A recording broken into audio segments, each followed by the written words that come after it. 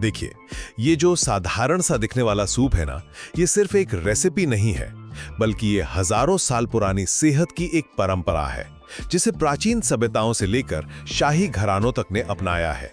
पहली बात, इसका शाही और औषधीय इतिहास। आप सोचिए, पुराने जमाने में जैसे चीन, रोम और ग्रीस में ये सूप बीमारों, घायल सैनिकों और बुजुर्गों के लिए ताकत का स्रोत था। और फिर 18वीं सदी के यूरोप में तो इसे एकदम शाही भोजन माना जाता था। फ्रांस में इसे कॉन्सुमे कहा गया, जिसका मतलब है शुद्ध स्वाद, और ये अमीरों की सेहत का प्रतीक बन गया था। और ये चीज आज भी है, पता है, बड़े बड़े 5 स्टार होटल्स में इसे स्टार्टर के तौर पर दिया जाता है, क्योंकि ये पेट को भारी किए बिना भूख जगाता है। दूसरी बात, इसके पीछे का स्वास्थ्य विज्ञान क्या है। और कमाल की बात यह है कि मॉडर्न साइंस भी आज इस बात को मान रहा है।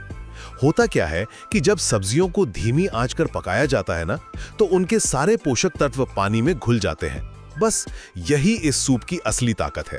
इसमें लहसुन, अदरक जैसी चीजें इम्यूनिटी बढ़ाती हैं, और तेज पत्ते जैसे मसाले तो हजारों सालों से पाचन में मददगार रहे हैं। तभी तो आज भी डॉक्टर्स इसे वजन घटाने या बीमारी से उभरने के लिए एक बेहतरीन विकल्प मानते हैं। वो पुरानी कहावत है ना, हल्का खाना लंबी उम्र। ये सूप उसे बिल्कुल सच साबित करता है। तो संक्षेप में कहें तो ये क्लियर सूप स्वाद से ज्यादा सेहत का एक सदियों पुराना और भरोसेमंद नुस्खा। अच्छा, एक सवाल पूछती हूँ। जब कोई शाही खाने के बारे में सोचता है तो दिमाग में क्या आता है?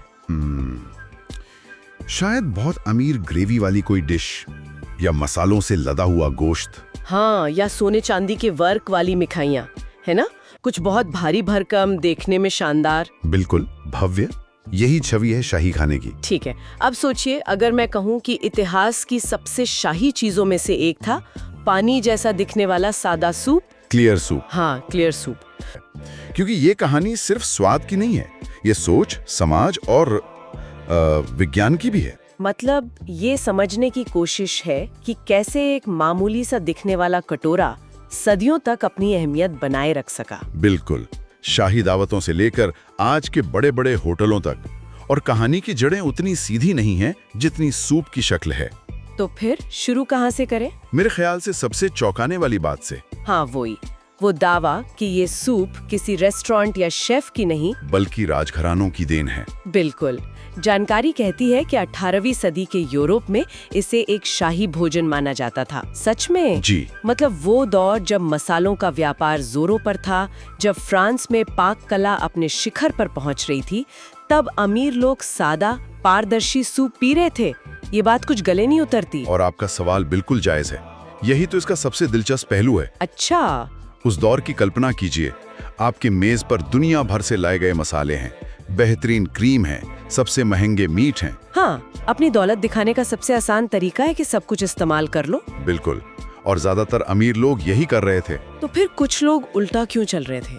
क्या ये कोई विद्रोह था? विद्रोह नहीं, बल्कि एक अलग तरह का दिखावा। दिखावा सादे सूप से? हाँ, ये सोचिए, जब हर कोई भारी और मसालेदार खाना खाकर अपनी अमीरी दिखा रहा हो, तब आप एक साफ, हल्का और शुद्ध सूप परोस कर क्या कह रहे हैं? क्या आप कह रहे हैं, हम सिर्फ अमीर नहीं हैं, हम परिष्कृत हैं, हम अपनी सेहत की परवाह करते हैं। ये दौलत से आगे की बात थी। ओह, ये तो क्लास दिखाने की बात थी। सही पकड़ा। रुकिए, ये तो आज के मिनिमलिज्म जैसा ट्रेंड हो गया। मतलब जब सब लोग बड़े बड़े ब्रांड्स और लोगो वाली चीजें पहन रहे थे, तो कुछ लोगों ने बहुत ही सादे लेकिन महंगे, बिना ब्रांड वाले कपड़े पहनकर अपना स्टेटस दिखाना शुरू कर दिया। क्या ये वैसा ही कुछ था? क्या बेहतरीन तुलना की है। बिल्कुल वैसा ही था। ये सिर्फ पेट भरने की चीज नहीं थी, ये एक बयान था, एक स्टेटमेंट। एक स्टेटमेंट। ये कहने का एक तरीका था कि हमारा स्वाद इतना नफीस है कि हमें उसे मसालों के ढेर की नीचे छुपाने की जरूरत नहीं है। कमाल है। उस दौर में जब ज्यादातर लोगों के लिए भरपेट भोजन ही एक लग्जरी थी, तब कुछ चुनिंदा लोग हल्का और साफ खाने पर जोर दे रहे थे। ये अपने आप में सबसे बड़ा स्टेटस सिंबल था। मतलब सूप का एक कटोरा उस जमाने का आईफोन था शायद। कह सकते हैं। लेकिन क्या ये सोच पूरे यूरोप में फैली हुई थी या इसका कोई खास केंद्र था? इसका केंद्र था पाक कला की राजधानी फ्रांस। बिल्कुल, फ्रांस।